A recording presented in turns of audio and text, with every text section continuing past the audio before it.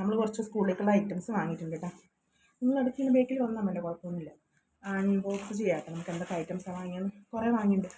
Bag എടുത്ത് നമുക്ക് ആദ്യം തന്നെ നമ്മുടെ വാട്ടർ ബോട്ടിൽ നോക്കാം. ഇതാണ് നമ്മൾ വാങ്ങിയ വാട്ടർ ബോട്ടിൽ. ഞാൻ നല്ലൊരു മെസ്സേജൊക്കെ കൊടുത്തിട്ടുണ്ട്. Drink more water, stay healthy. വലിയ കുപ്പിയാണ് കേട്ടോ. രണ്ടാൾക്കും കഴിഞ്ഞ വർഷത്തെ കുപ്പി ഇത്തിരി ഒരു ലിറ്ററൊക്കെ ഉണ്ടായിരുന്നുള്ളൂ. അപ്പോൾ രണ്ടാൾക്കും വെള്ളം കുടിച്ച് കഴിഞ്ഞിട്ട് പിന്നെ സ്കൂളിൽ എത്തിയിട്ട് അവിടുന്ന് ഫിൽറ്റർ ചെയ്ത വെള്ളം പിന്നെ അവർ തീരുമ്പോൾ എടുക്കുമായിരുന്നു. അങ്ങനെയാണ് അതെന്നത്. പിന്നെ ഒരാൾക്ക് ഈ ഒരു കളറ്, അടുത്ത ആൾക്ക് ബ്ലൂ കളർ. ഇത് കിട്ടിയിട്ടുണ്ട് നമുക്ക്. രണ്ടാൾക്ക് വാങ്ങുമ്പോൾ ഒരുപോലെ വാങ്ങണമെങ്കിൽ ഇവിടെ കച്ചറയാണ് കേട്ടോ. അത് വേറെ കാര്യമാണ്. മാക്സിമം ഒരുപാട് വാങ്ങാൻ വേണ്ടി ശ്രമിക്കും. പിന്നെ ഇവിടെ പറഞ്ഞ് മനസ്സിലാക്കുന്നവരൊക്കെ കണ്ടിട്ട് നല്ല ഭംഗിയില്ല കുപ്പി കാണാൻ വേണ്ടി. എനിക്ക് ഇഷ്ടപ്പെട്ടു കേട്ടോ. കണ്ടപ്പോൾ നമ്മൾ എടുത്തത് നമുക്ക് ഫ്രിഡ്ജിലൊക്കെ വെള്ളമൊക്കെ വെച്ചിട്ട് ഇങ്ങനെ യൂസ് ചെയ്യാൻ പറ്റും ഈ കുപ്പിയിൽ. അപ്പം രണ്ട് കുപ്പി വാട്ടർ ബോട്ടിൽ കേട്ടോ.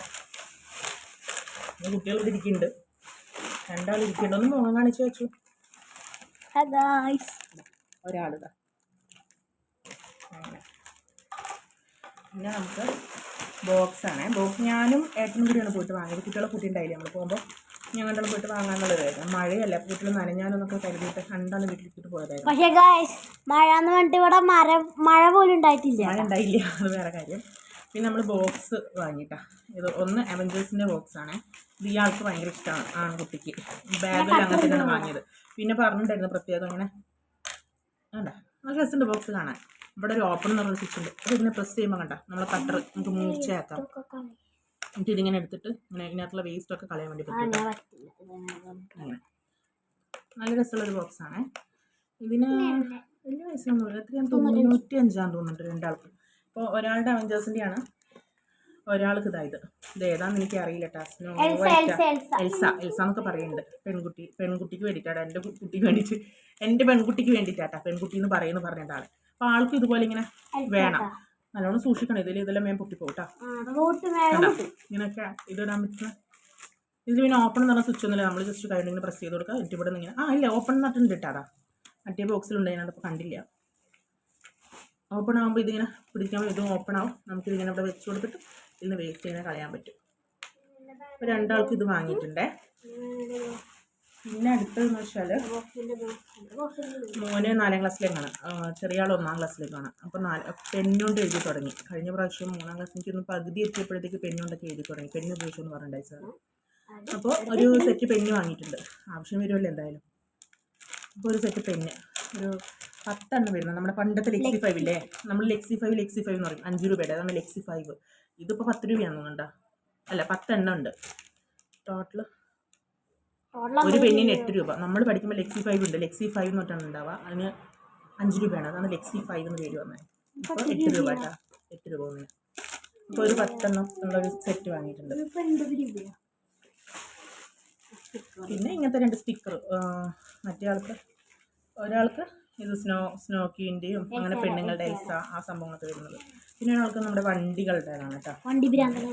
അപ്പം മറ്റേ ആൾക്ക് വണ്ടികളോട് ഭയങ്കര ക്രേസാണ്. വണ്ടി, അവഞ്ചേഴ്സ്, അങ്ങനെ കുറച്ച് കാര്യങ്ങളുണ്ട്. പിന്നെ നമ്മുടെ ഇതില്ലേ ഫുട്ബോൾ പ്ലെയേഴ്സ്, അങ്ങനെയൊക്കെ ഭയങ്കര ഇഷ്ടമാണ്. അപ്പോൾ അങ്ങനത്തെ കുറച്ച് സാധനങ്ങൾ വാങ്ങിച്ചിട്ടുണ്ടേ. പിന്നെ നോട്ട്സാണ്, കുറച്ച് നോട്ട്സ്. ഏകദേശം ഒരു ഒരാൾക്ക് 9, 17, 20 നോട്ടോളം നമ്മൾ വാങ്ങിയിട്ടുണ്ട്. കാരണം രണ്ടാൾക്ക് ആവശ്യമുണ്ട്. എക്സ്ട്രാ വരുന്നതൊക്കെ വാങ്ങിച്ചിട്ടുണ്ടായിരുന്നു. എക്സ്ട്രാ ഇനി വേണ്ടി വരുമല്ലോ. അപ്പോൾ ഒരു 2-3 ബുക്ക് അധികം വാങ്ങിച്ചിട്ടുണ്ട്. ഏകദേശം 10-20 നോട്ട് ബുക്ക് വലുതും ചെറുതായിട്ട് ഉണ്ടാക്കും വാങ്ങിച്ചിട്ടുണ്ട്.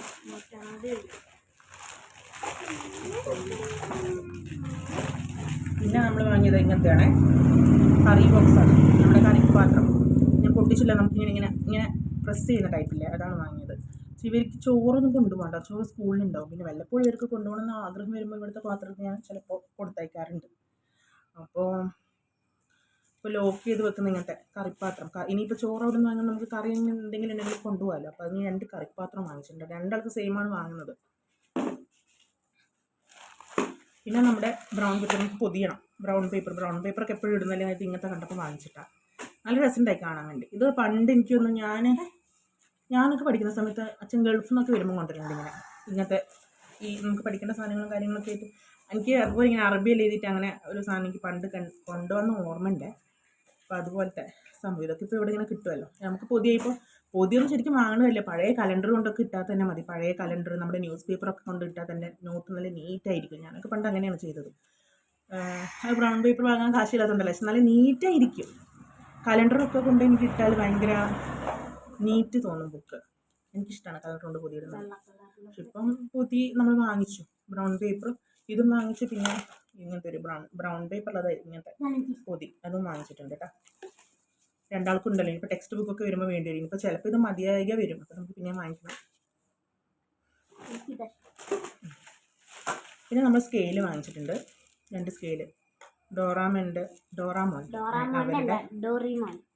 ഓക്കെ, അതിൻ്റെ 2 സ്കെയിലും വാങ്ങിച്ചിട്ടുണ്ട്. സാധാരണ ഞാൻ നോർമൽ സ്കെയിലായിരുന്നു വാങ്ങാറ്. എനിക്കതാ ഇഷ്ടം, നടരാജിൻ്റെ അങ്ങനത്തെ വരുമല്ലോ. പക്ഷെ ഇപ്രാവശ്യം നമ്മളിത് വാങ്ങിച്ചു. പിന്നെ വാങ്ങിയത്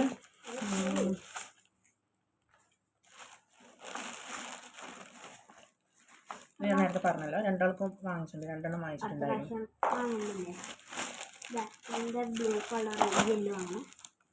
പിന്നെ നമ്മൾ ഇത് വാങ്ങി, A4 ഷീറ്റ് വാങ്ങിയിട്ട്. A4 ഷീറ്റ് ഒരു കെട്ടായിട്ടാണ്, രണ്ടെണ്ണമായിട്ട് വാങ്ങി. ഇപ്പോൾ രണ്ടാൾക്ക് ആക്ടിവിറ്റീസൊക്കെ നന്നായിട്ട് വേണ്ടി വരും, ചെയ്യാൻ വേണ്ടി വരും പേപ്പർ. അപ്പോൾ ഇപ്പോഴും നമ്മൾ വാങ്ങി സ്റ്റോർ ചെയ്യുന്നതാണ്, ആ സമയത്ത് ഓടാൻ നിൽക്കുന്നുണ്ട്. പിന്നെ ചാർട്ട് പേപ്പറൊക്കെ വാങ്ങാം. ചാർട്ട് വാങ്ങിച്ചിട്ടില്ല, അത് നമുക്ക് ആവശ്യമെന്ന് വാങ്ങാമെന്ന് വിചാരിച്ചു.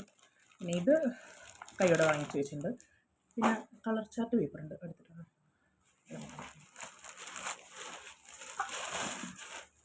പിന്നെ നമ്മൾ 2 പെൻസില്, 2 റബ്ബർ, അപ്പോൾ രണ്ടാൾക്കും കണക്കാക്കിയിട്ടുള്ള സാധനങ്ങൾ വാങ്ങിയിട്ടുണ്ട്. 2 പെൻസിലും 2 റബ്ബറും 2 കട്ടറും, അങ്ങനെ 2 പെൻസിലല്ല, പെൻസിൽ ഒരു സെറ്റ്, 2 റബ്ബറും 2 കട്ടറും.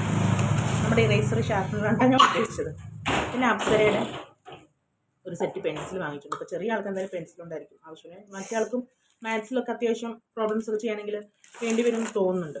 ഒരു സെറ്റ് നമ്മൾ വാങ്ങിയില്ല. പിന്നെ റിലേറ്റീവ്സൊക്കെ വരുമ്പോൾ ഗൾഫിൽ നിന്നൊക്കെ കൊണ്ടുവന്ന അങ്ങനത്തെ സംഭവങ്ങളൊക്കെ ഇരിക്കുന്നുണ്ട്, പെൻസിൽ ഒക്കെ ഇരിക്കുന്നുണ്ട്. എന്നാലും ഒന്നിങ്ങനെ വാങ്ങിച്ചു നമ്മൾ.